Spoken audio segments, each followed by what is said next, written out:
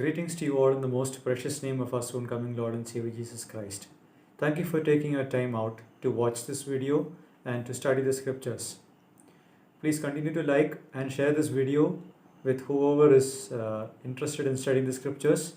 And if you haven't subscribed to this channel, please do so and click on the bell icon to get notified of the videos that I will be uploading. In this video, we will look at Mark's Gospel, chapter 3, verse 7 to 19, and its parallel passages found in Matthew 10, verse 1 to 4, and Luke 6, verse 12 to 19. We know that this passage talks about the selection of the 12 apostles. Before that, we must see that Jesus' popularity is growing in leaps and bounds as people from all over the regions around Israel are coming towards Jesus. People from Galilee, Judea, Jerusalem, Idumea, regions across the Jordan, and around Tyre and Sidon. They're all coming towards Jesus with an attitude of faith, knowing that a touch of faith will heal them. And the text also says that Jesus prohibits the evil spirits from confessing or proclaiming who Jesus is. The reason is that in those days, Jewish people were expecting a political Messiah who will rescue them from the bondage that the Roman people had over them. Whereas Jesus came to be the suffering servant who will die for the sins of mankind. And so Jesus prohibits the evil spirits from speaking anything that will violate his mission.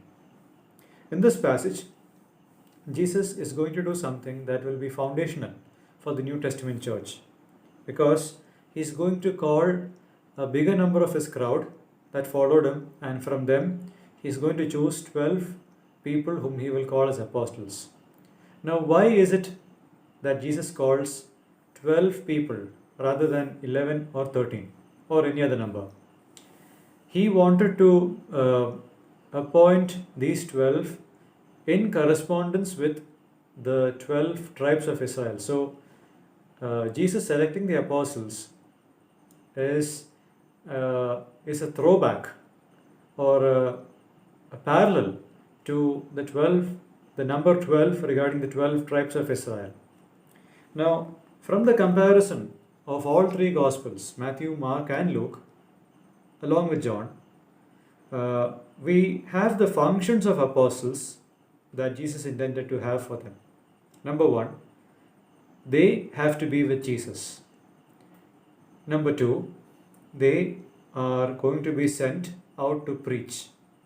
Number three, Jesus will give them authority to cast out demons and unclean spirits and to heal every disease and affliction.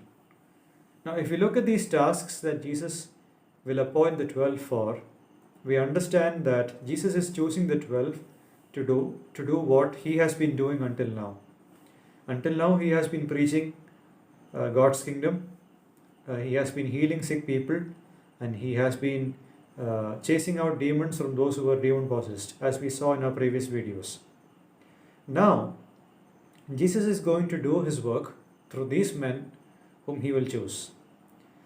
Jesus, being the omniscient God, knows that he will complete the work that the Father gave him to do, and that is to inaugurate the new covenant and to facilitate our redemption. And Jesus knows that once he ascends to heaven after his work is done, the work of God's kingdom must continue the way Jesus intended. And it must continue through people. And that is why Jesus selects 12 men to be known as the apostles. To make this selection, how long did it take for Jesus? Luke 6 says that Jesus went to the mountainside to pray. He was going to lay the foundation of God's work of building his church on the earth. And we see Jesus, the complete man, completely controlled by the Holy Spirit as he depends upon God in prayer. Luke 6 says that Jesus spends the entire night praying to God to make these choices. So why does Jesus spend an entire night of prayer in making this choice? We have quite a few reasons for that. The choice he will make for the apostles will fulfill parts of scripture regarding his betrayal. Eventually, we know that Judas will betray him, and Jesus prayerfully makes the choice regarding that. Second, Jesus' selection of the 12 will be an indication of how people from diverse and different backgrounds will have to set their differences aside and be known publicly as God's people through Jesus. Or, in other words, Jesus selecting these people, these 12, will be an indication of how God will select people from all over the world who will have to set their differences aside and be known publicly together as God's people. Number 3, Jesus selects the ordinary and neglected parts of the then Jewish society. And that action of selecting these people, fishermen, tax collectors, zealots, and so on, selecting these people and revealing himself to them is an act of grace. We see that Jesus doesn't select an elite person at this time to be his apostle. Eventually, we know that Jesus is going to choose Paul to be an apostle, but for the sake of the time being, Jesus chooses the people who are not the elite of the society of those days, and he will reveal himself to them rather than doing it to the Pharisees and the scribes and the elders.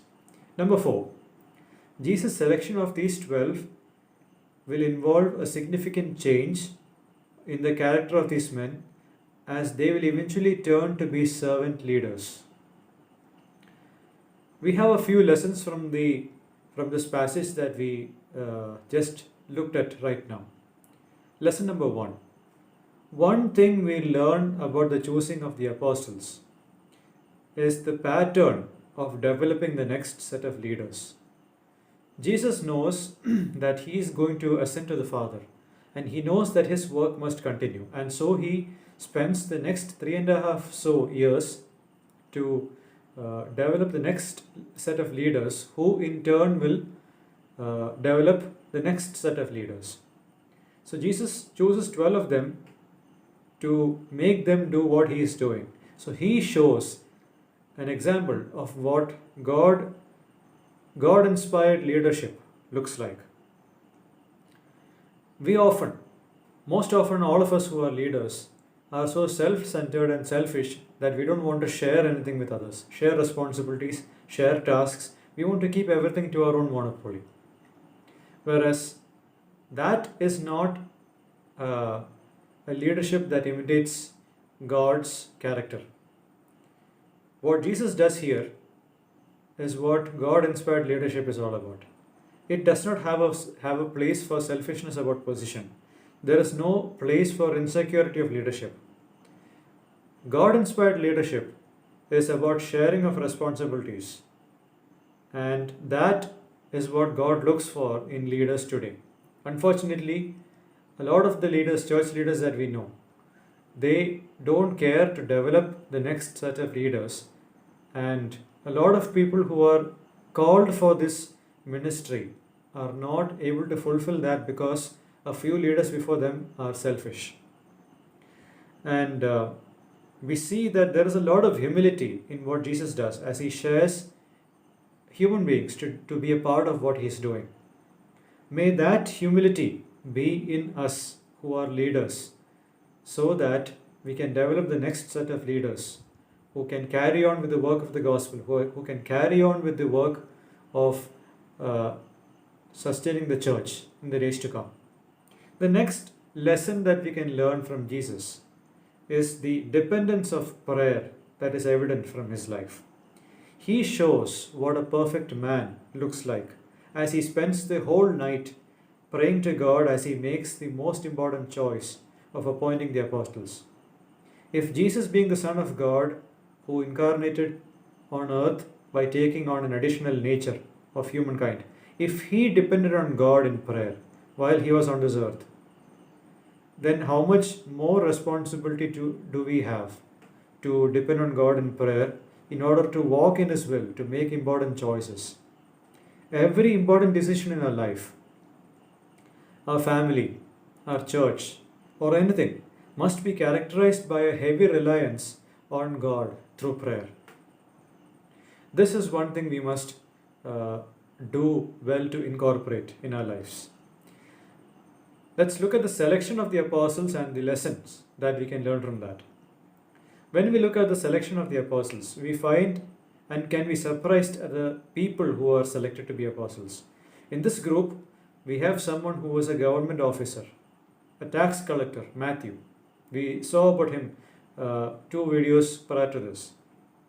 Also in this list, we have a man named Simon the Canaanite. Luke 6 verse 15 says that Simon was a zealot. Now, who are zealots? Zealots were a group of people who were uh, working towards the independence of Israel from the Roman rule. They were the political activists. They were the freedom fighters of those times. So, being a freedom fighter, Simon the Canaanite hates the Romans. And being a tax collector, Matthew once upon a time worked for the Roman government. So, we have two persons who can naturally be opposed to each other. One because of the favoritism to the Roman government, one because of the hatred towards the Roman government. So there is nothing that actually attracts these two persons in this group. But when they become disciples of Jesus, they are bound together by the unity found in Jesus and his message in the kingdom of God. They are bound together in the message of repentance and forgiveness of sins. When they follow Jesus, the separation that came from their previous differences will not and should not count significant, as Jesus is their identity right now. In other words, if I, being an Indian, if I find a believer who is from a nation whom India is at war with, my identity as a Christian or my identity in Christ is above my national identity. And it's on that identity that I relate with someone else. That's why a person from another nation who belongs to Christ and me, we both, even though there is nothing earthly that will bind us together, there is the message of Christ that will bind us together in the gospel. So whatever is a definition of our identity before we knew Jesus, if that identity is a source of tension, when we are in Christ, those identities that are a source of tension goes away, and we are one in Christ through the message of the gospel, just as Matthew and Simon could coexist as disciples of Christ, irrespective of the background that they had. Because we are united with Christ in an eternal, loving relationship, we are united with other persons who have the same relationship with Christ. Their cultural, religious, political background does not matter. The next lesson we need to know about the selection of the apostles is regarding the time that Jesus spent in prayer to select Judas. He spent an entire night selecting Judas to be an apostle. He does this to fulfill the scriptures regarding his betrayal. When we read the Gospels, we understand that Jesus knew all the while that Judas would betray him. John chapter 6 verse 71 and 72 are a proof for that. Yet Jesus chose him to be one out of the 12 so that in the end the scriptures might be fulfilled. Judas didn't know that he was going to fulfill the scriptures, but Jesus knew it. Also, Judas going away from Jesus will not be without excuse, because Judas went on his own choice. Nobody forced him to do it.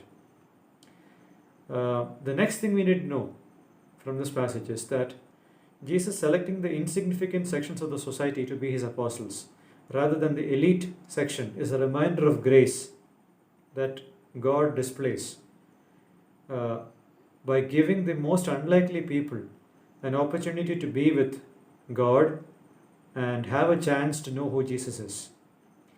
Remember that unless Jesus reveals, no one is able to understand in effect, who Jesus is. Jesus gives the opportunity to understand the truths of God's kingdom. Jesus gives the opportunity to understand Him as the Messiah. Jesus gives us the opportunity to see His miracles and understand who He is. These are all acts of grace given to unlikely people, fishermen, tax collectors, doubters like Thomas, fighters like Simon, and unworthy people like you and me. How great is God's grace when He selected us, or when He chooses to reveal His Son to us. Think about these things, and the next time we meet, we will look at the next passage. Until then, may God bless you all and keep you all safe. God's name be glorified.